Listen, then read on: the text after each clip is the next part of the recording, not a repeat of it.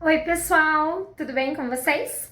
Bom, gente, a gente tá trazendo hoje, na verdade, um tema bem complexo para a gente conversar um pouquinho e sinalizando já algumas questões mais práticas do ensino e da aprendizagem.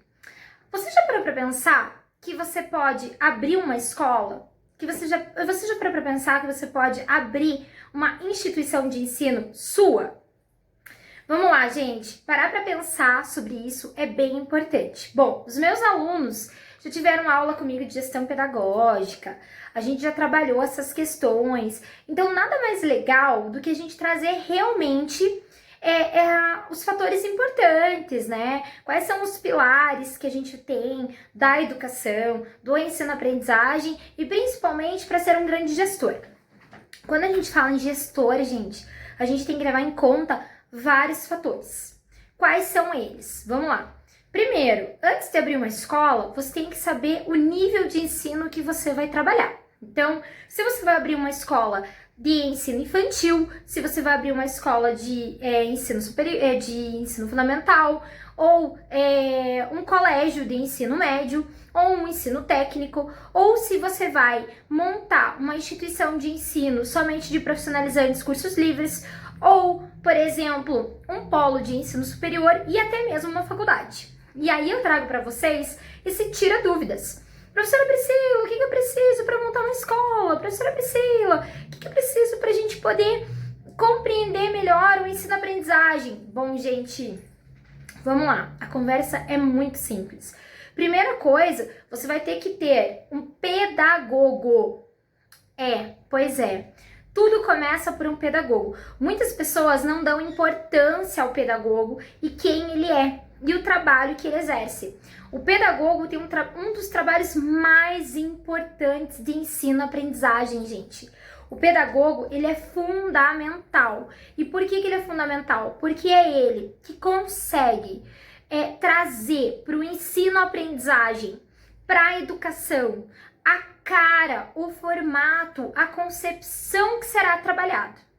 E aí, qualquer pessoa pode abrir uma escola? Pode. Qualquer pessoa pode abrir uma escola, mas somente aquele que assina a documentação pedagógica, somente quem é responsável pelo ensino-aprendizagem é o pedagogo. Por isso que a gente precisa tanto do pedagogo. É ele que dá toda essa questão, esse trabalho e essa organização. Então vamos lá, vamos iniciar do zero essa conversa? Primeira coisa, você já parou para pensar se você tem o perfil empreendedor? Porque, querendo ou não, uma escola é uma empresa. A gente tem toda a concepção de ensino, linda, maravilhosa, que realmente você quer abrir para mudar, transformar, porque a educação transforma as pessoas. Legal, eu também concordo com isso e por isso que eu sou apaixonada pela educação. Mas, ao mesmo tempo, a gente tem que falar sobre a questão empresarial, a questão de gestão. Você não pode abrir uma escola só pensando na transformação, na educação e nos seus valores. Você tem que pensar também como um gestor, como um empreendedor. E aí é que traz a mudança. Para abrir uma escola, vai muito além de você pensar somente na educação transformadora. Você vai ter que pensar agora como empreendedor. E o primeiro passo para você ser um empreendedor e para você abrir um bom negócio, isso vale para qualquer empresa. Quem me conhece sabe que eu dou assessoria para empresas, para abertura de empresas, até mesmo assessoria pedagógica e jurídica para empresas. Então vamos lá, o que você precisa nesse momento para ser um empreendedor? Primeira coisa, você tem que montar um plano de negócios. Segundo, você vai ter que saber aonde vai ser a tua instituição, qual é o nível de trabalho, qual é o nível que você vai atuar e quais são as metas a serem atingidas. Você tem que conhecer o público-alvo. Então eu sempre falo isso, se você quer trabalhar nessa área, você tem que conhecer o público-alvo, você tem que saber como vai ser a tua venda, a tua gestão. Gente, abrir uma instituição de ensino é a mesma coisa que gerar. É a mãe que gera um filho. Você já pensou da responsabilidade social de abertura de uma instituição de ensino, mesmo de cursos livres? Quantas pessoas, quantas vidas vão passar por você? E por mais que você tenha que ter esse perfil, sim, como eu falei, super empreendedor, e aí você tem que conhecer todos os mecanismos que estão envolvidos. Então, o primeiro passo para abrir uma instituição de ensino é fazer um plano de negócios. Você tem que parar, pensar como é que vai ser a condução desse trabalho. O segundo passo para fazer essa abertura, para tirar o projeto do papel, é escolher o local no qual você vai atuar. Terceiro passo, a etapa de ensino que você vai atuar. Vamos lá. Se você vai trabalhar na educação infantil, o importante é, primeira coisa, você ter um bom pedagogo que conheça da área de educação infantil. Se você é pedagogo e você quer abrir uma escola de educação infantil, então, gente, para você abrir uma escola de educação infantil, você precisa gostar da educação infantil e conhecer da educação infantil. Se você é pedagogo e você quer atuar nessa área, a dica que eu te dou hoje é: faça uma especialização da área de educação infantil. Bom, depois desse passo, qual é o próximo passo que você vai dar? Se você decidiu educação infantil, tem normas e legislação vigente para abertura de escolas infantis. Então, não é simplesmente ir lá, locar um espaço, abrir uma escola. Não. Primeira coisa, você vai precisar do pedagogo para montar o projeto político-pedagógico junto contigo. Ele tem que ter a sua cara. E ele tem que ter a cara da comunidade onde a escola vai atuar. O segundo passo super importante que a gente não pode deixar de lado é conhecer a comunidade. Você precisa conhecer a comunidade aonde a tua instituição vai estar inserida. E público-alvo, né? Se a tua instituição vai ser privada, você tem que ter essa percepção de negócio, gestão de negócios. Como que você vai alimentar o caixa dessa empresa? Quanto de recurso vai ter que ter essa tua empresa? E o capital inicial para abertura, assim como para capital de giro. Por quê? Por mais que você não goste da área de finanças, por mais que você não goste dessa área de administração de empresas, mas o pedagogo, dentro da sua grade curricular, quando ele se forma, ele tem uma disciplina específica de gestão. E essa disciplina de gestão e administração, ela tem que dar um embasamento para que você saia da tua instituição sabendo fazer um plano financeiro, sabendo fazer um plano de negócios para você poder atuar, tá? Esses são os passos mais importantes. Outra situação bem importante é que assim, você tem que fazer a valoração. Quantos professores vão atuar? Qual é o valor da hora-aula que você vai pagar para os professores, se eles vão ser horistas, mensalistas, se eles vão ser prestadores de serviços, CLT, qual é a legislação vigente de contratação desses professores. E outros passos que você também deve saber é da legislação trabalhista. Você não pode deixar de lado de conhecer a CLT. Por isso que é muito importante o quê? O que a gente fala para as escolas ou para quem quer abrir uma escola? Antes de você abrir, pegue e monte primeiro os suportes. O que são os suportes? Quem vai fazer a gestão pedagógica da tua instituição? Quem que vai fazer a gestão administrativa da tua instituição? Quem vai fazer a gestão financeira da tua instituição? E quem vai fazer a gestão jurídica da tua instituição? E quem vai fazer a gestão comercial? Então, de novo, são 5 pilares para você abrir uma instituição de ensino. Vamos lá, você tem que ter o suporte pedagógico, você tem que ter o suporte administrativo, da administração em si, você tem que ter o suporte financeiro, você tem que ter o suporte de marketing comercial, porque o comercial é o coração da instituição, é ali que você vai captar os teus clientes, por isso que você tem que ter uma boa equipe de comercial, tá? Então, assim, pedagógico, o administrativo, o financeiro, o comercial e o jurídico. Por quê? Nenhuma instituição de ensino, ela consegue fazer todos esses papéis sem esse suporte técnico, científico. Então, assim, eu preciso do pedagogo, porque senão eu não abro a escola. Se eu não tiver um pedagogo, quem vai fazer a gestão pedagógica do ensino? Eu preciso do pedagogo. Então, por isso que eu tenho que ter o pedagogo ali me dando suporte. tá? Ah, mas Priscila, então tira uma dúvida. Se eu não for pedagogo, posso abrir uma escola? Pode, mas você tem que contratar um pedagogo e vai ficar responsável pela tua instituição de ensino. Começa aí. Vamos lá. Aí outro suporte que você tem que ter obrigatoriamente, tá? Vamos lá. A administração da tua empresa. Porque a escola também é uma empresa. Então, como é que você vai abrir uma escola, uma instituição de ensino, sendo que você não tem o suporte da administração em si? Quem dá o suporte da administração, a equipe de administração, de gestão mesmo da tua instituição, são os responsáveis pela parte contábil e financeira. Você tem que saber quanto entra na tua instituição de caixa, quanto sai, quais são os gastos que você tem mensal, gasto de pessoal, gasto de papelaria, gasto com limpeza, com alimentação, né? Então, tudo isso vem da parte de administração. E o suporte, como eu falei antes, tanto pedagógico quanto administração e comercial, o comercial é um dos mais importantes. Quem faz parte da gestão comercial? O marketing, o pessoal de marketing e de vendas. E aí, eu sempre costumo ser contratada pelas empresas para dar assessoria para as equipes de marketing e de vendas. Por quê? Porque não é todo mundo que sabe fazer venda. A venda é uma coisa muito séria, gente. Porque assim, eu sempre falo, você não nasce vendedor, você se torna vendedor. E depois que você se torna vendedor, você vende qualquer coisa. Qualquer coisa.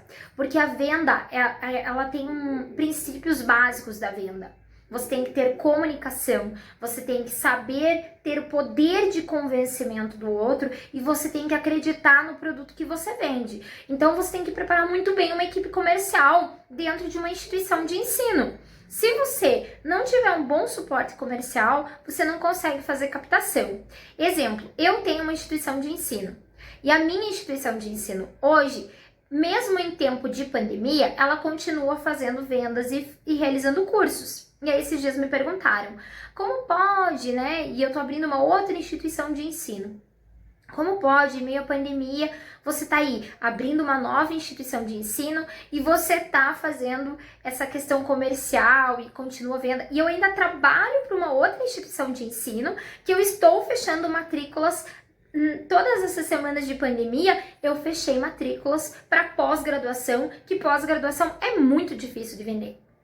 Mas por quê? Porque a parte comercial, você tem que conhecer o que você vende.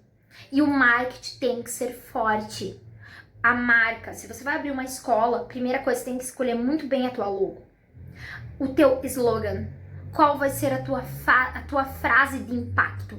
Como é que você vai impactar as pessoas a colocarem os filhos dela para estudarem contigo? Ou como você vai fazer um adulto, alguém que está procurando mudar de vida, vir estudar com você? Ele tem que acreditar na tua proposta. E, claro, o marketing, ele tem que ser um marketing visual, ele tem que ser um marketing digital. Hoje o marketing digital é um dos mais importantes caminhos. Se você não conhece de marketing digital, você tem uma escola, você tem uma instituição de ensino e você não está conseguindo vender, você não está conseguindo atingir os seus objetivos, não tem alguma coisa errada. Então você tem que correr atrás disso para saber o que está dando errado e por que você não está conseguindo fazer as suas vendas, tá? E aí, gente, o jurídico. Bom, por que é tão importante o jurídico? Gente, tudo, eu sou professora de direito, então eu sempre falo assim para os meus alunos, você quer ver aonde se encaixa o direito? Em tudo. Toda relação humana é uma relação jurídica. É questão de causa e consequência. Toda relação jurídica vai ter efeitos no mundo real. A gente diz que sai do mundo jurídico para ir para o mundo real. Então, assim, por que é tão importante uma escola ter assessoria jurídica? Porque todos os contratos que você vai fazer com os teus clientes, os alunos são clientes. Então, você precisa ter contratos muito bem elaborados, que não sobre nenhuma lacuna e que deixe algum contrato dúbio, que quando o teu aluno vai querer cancelar uma matrícula ou ele vai querer, por exemplo, indagar algo sobre o ensino que ele está tendo, a prestação de serviços que ele está tendo, você tem embasamento para poder solucionar aquele problema. E eu ainda falo mais, eu digo que toda instituição de ensino ela tem que ter um núcleo jurídico. A minha instituição de ensino tem um núcleo jurídico, sim, porque o aluno, muitas vezes, por ser leigo, não leu o contrato, não sabe o que estava naquele contrato, aí não leu, aí ele vai te indagar. Lá, ele ganha uma bolsa de estudos, por exemplo, um desconto, e aí o que acontece? Ele paga atrasado, e ao pagar atrasado, ele perde o direito à bolsa, e aí ele vai querer cancelar o contrato, ele vai brigar, ele vai bater o pé contigo, que você está errado. Não, estava dentro do contrato. Ele fez um pacto contigo. Todo contrato é um pacto. E as duas partes que fazem o contrato têm que estar cientes das suas cláusulas. E tem que saber também das suas consequências na quebra da prestação, assim como na quebra do contrato. Tem consequência para as duas partes dentro do contrato. Então eu sempre brinco com isso, eu sempre falo, gente, vocês podem não dar muita atenção, o pessoal de educação, para essas questões jurídicas, mas a parte jurídica é de grande importância. E aí tem um outro lado, né? A questão da prestação de serviços mesmo, a questão processual mesmo, e até mesmo a questão de formação. Eu gosto muito de trabalhar em escolas, eu sempre trabalho dando formação para os pedagogos, para os coordenadores, diretores das escolas que eu sempre fui chamada, para trabalhar com direito educacional. Como você vai trabalhar com os responsáveis daquele aluno, quais são as suas obrigações, o que está previsto dentro da lei, né, sobre determinados assuntos. Então, tudo isso é muito importante. Então, vamos lá, de novo. Se você vai abrir uma escola de educação infantil, ela tem legislação própria.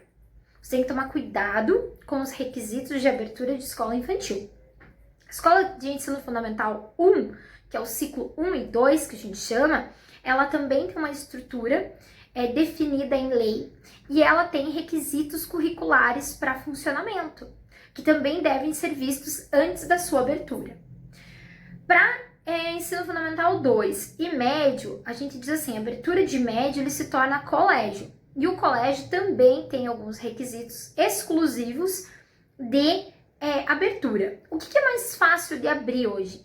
A abertura de cursos livres. Porque os cursos livres, eles são previstos pela LDB 9394/96, mas eles não têm exigências legais do MEC, por serem cursos livres, tanto de horas, de formato de aula, então eles não têm requisitos específicos, tá? Agora, o ensino superior tem. Você pode abrir tanto uma faculdade, como você pode abrir um polo de ensino. Qual é a diferença entre eles? Quando é um polo, quer dizer que você pertence a uma faculdade, você presta serviços de uma faculdade, você representa uma outra instituição de ensino.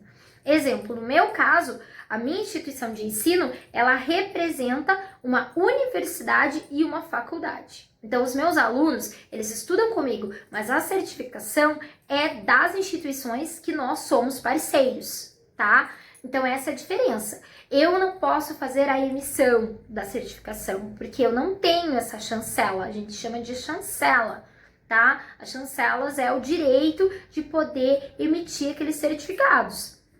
Para você conseguir abrir uma faculdade, por exemplo, o trâmite é muito mais complexo do que o trâmite para abrir uma escola de educação infantil e fundamental e médio. A educação infantil, você tem que procurar os responsáveis específicos para a tramitação do processo administrativo. Então, você vai ter que abrir um processo administrativo na Secretaria Municipal de Educação da sua cidade para poder fazer a abertura. Já as escolas de Fundamental 2 e médio, a abertura se dá, o processo administrativo se dá nas secretarias estaduais, certo? E o ensino técnico também acaba ficando para secretarias estaduais de ensino, tá? Então essas são as diferenças que a gente tem que levar em conta. E aí, para o ensino superior, você vai procurar o órgão federal. E aí você vai ter que procurar quem? Você vai procurar o MEC, Ministério da Educação. É dentro do Ministério da Educação que você vai fazer um processo administrativo também. E esse processo administrativo, ele não é muito fácil, porque para você abrir uma instituição de ensino superior, o trâmite conta com várias fases de aprovação, inclusive com visita do corpo técnico do MEC, inclusive com banca avaliadora para critérios de aprovação de cursos. Então tem tudo isso que tem que ser levado em conta. Corpo docente, eles têm requisitos específicos para o corpo docente, para os professores e assim por diante.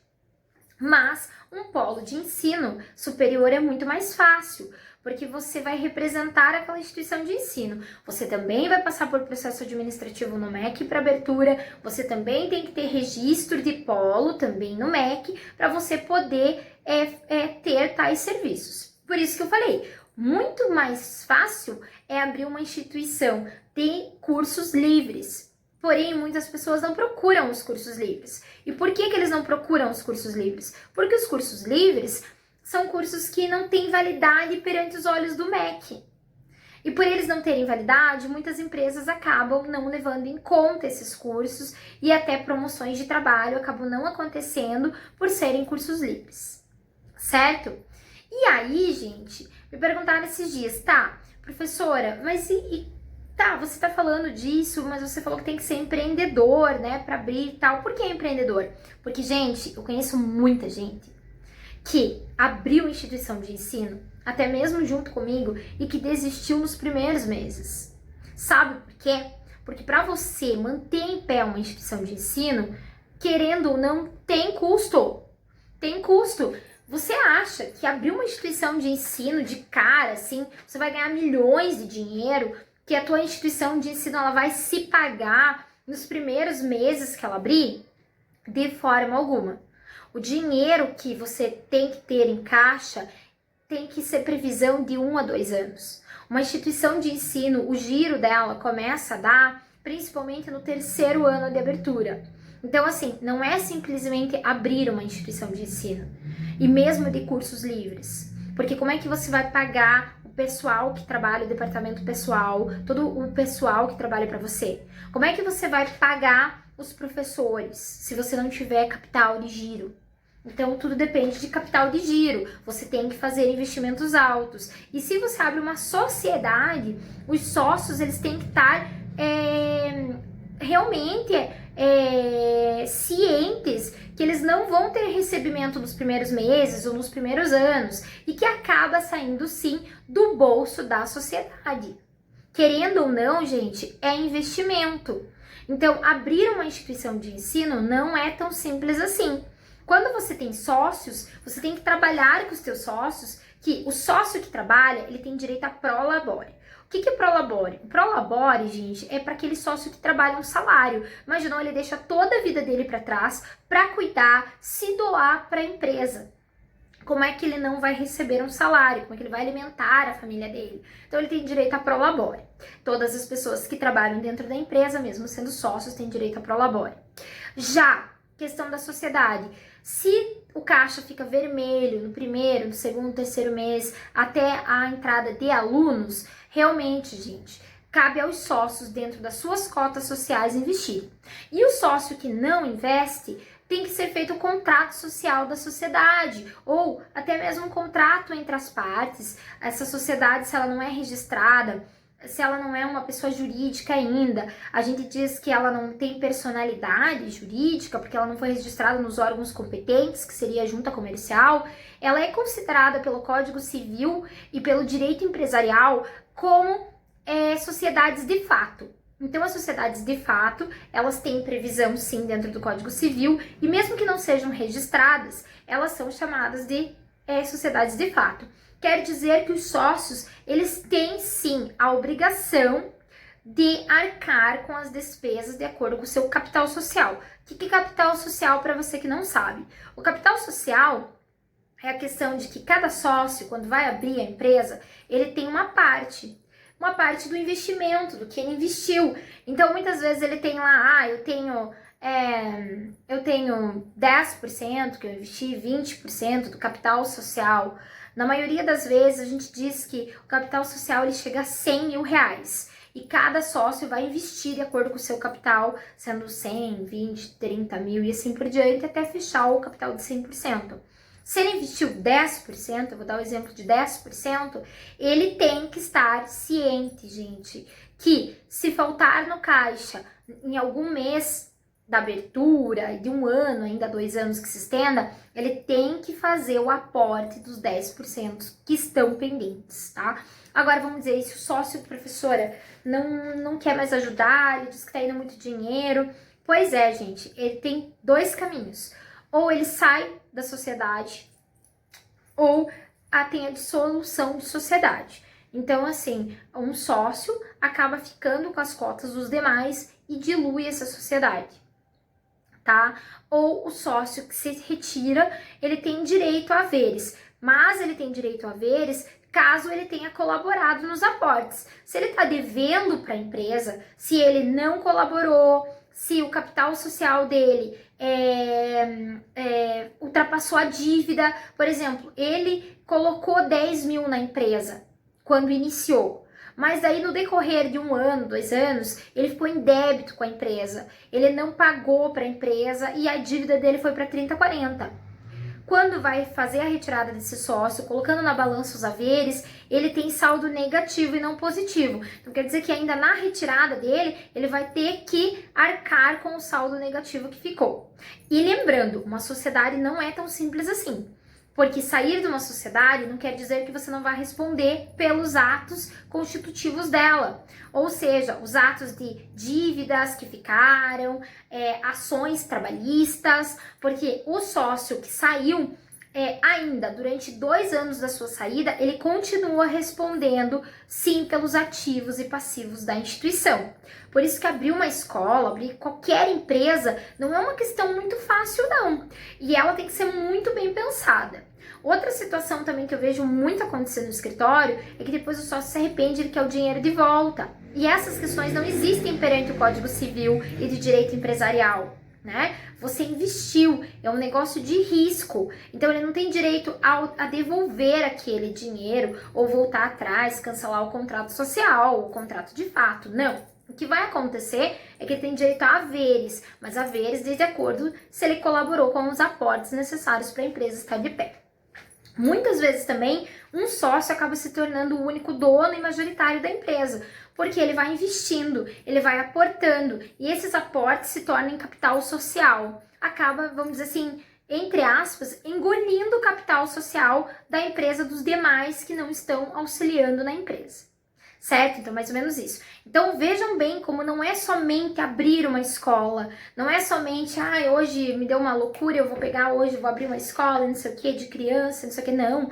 Tem legislação, a questão da educação infantil, ela requer alguns segmentos muito importantes, a área do solário, o local de soninho das crianças, o lactário, os banheiros adequados, o tamanho do banheiro, das janelas, dos nichos de guardar os materiais das crianças. Então, existe toda uma concepção por trás das instituições de ensino. Não é tão simples assim. Por isso que muitas vezes o mais adequado, se você quer abrir uma instituição de ensino, é ir atrás de quem conhece do que está falando e que já abriu uma instituição de ensino e que pode te dar suporte, ou uma empresa de assessoria. Muitas faculdades, quando elas vão abrir, elas pedem assessoria para empresas responsáveis por esses processos do MEC, ou seja, instituições que já conhecem todos esses procedimentos. Então não é tão simples assim você achar que você vai abrir. E lembrando, se você não tiver o suporte de 5 pilares que a gente iniciou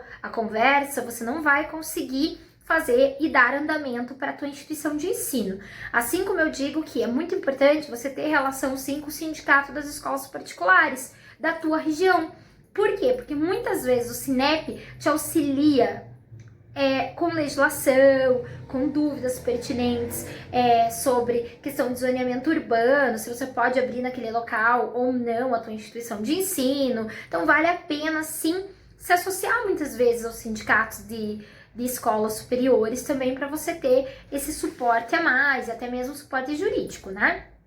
Então ficam essas dicas. E relembrando de novo, você tem que ter sim o suporte administrativo, o suporte jurídico, que é essencial, o suporte pedagógico, porque você não pode abrir uma instituição de ensino sem o suporte pedagógico, sem o pedagogo. O pedagogo é responsável pelas ações de ensino, então é ele que vai dar todo esse suporte. Então, de novo, você não pode ficar sem a parte da administração de empresas, sem esse suporte de uma tesouraria, que é a parte financeira e contábil, sem a parte da gestão, né, administrativa, gestão financeira.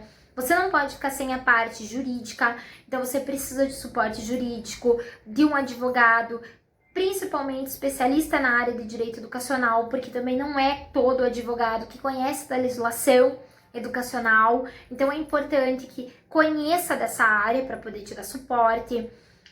Questão, como eu falei antes, comercial. A gestão comercial é de grande importância, porque ele é o coração, é ele que vai fazer a captação e a imagem da tua instituição. Então, se você não tiver a questão comercial, você não consegue dar prosseguimento na captação de alunos. E sem alunos, acaba vindo a falência à instituição de ensino. Então, tem que ser levado em conta todo esse suporte. Então, de novo, a administração é muito importante, a parte comercial é muito importante, a parte da jurídica é muito importante, a parte pedagógica é de grande suporte, porque se você não tiver a parte pedagógica, não tem andamento nenhum, não tem escola. O pedagogo é responsável pelo projeto político-pedagógico da instituição. O que é esse documento? Esse documento é o que diz quem é o responsável da escola, quais são os setores, a infraestrutura, a concepção de ensino, a filosofia, a missão. Coloca as diretrizes, a matriz curricular da tua instituição. Então, sem ela também você não tem instituição de ensino, tá? Se não tiver projeto político-pedagógico, você não tem instituição de ensino. Então, tem que ser levado em conta todos esses parâmetros, certo, meus amores? Eu espero ter ajudado nesse momento, mas assim, ó, a gente vai ter um evento na FATEC Paraná, onde eu dou aula, na Faculdade de Tecnologia e Educação de Curitiba, na FATEC Paraná, e na FATEC a gente vai trabalhar com os formandos questões de realmente como abrir uma instituição de ensino, como abrir uma ONG, como abrir uma escola profissionalizante, como monta o plano de negócios, o plano financeiro, o plano administrativo, né? Como faz os contratos, né? De parceria, contratos com alunos que são clientes, o que o Código do Consumidor prevê e assim por diante. A gente vai ter um momento e eu vou fazer uma live sobre isso lá no meu Instagram, @profprica, e também no YouTube continuo postando para vocês outros materiais. Certo, meus amores? Hoje é só uma pincelada sobre isso para aguçar a mente de vocês e para quem quer ser um empreendedor. Ser um empreendedor, você não pode desistir. Você tem que ter em mente a meta, aonde você quer chegar. E mesmo que venham obstáculos e desafios, você não pode parar. Você tem que dar prosseguimento, você tem que se inovar, se transformar. Exemplo da pandemia agora. A gente mudou todo o nosso ensino para o online. Por quê? Porque é um momento novo, inovação, uso de tecnologia. Então a gente precisa estar sempre se inovando, modificando, buscando outras alternativas que fazem parte de todo o andamento. Certo, pessoal? Um grande abraço, até a próxima!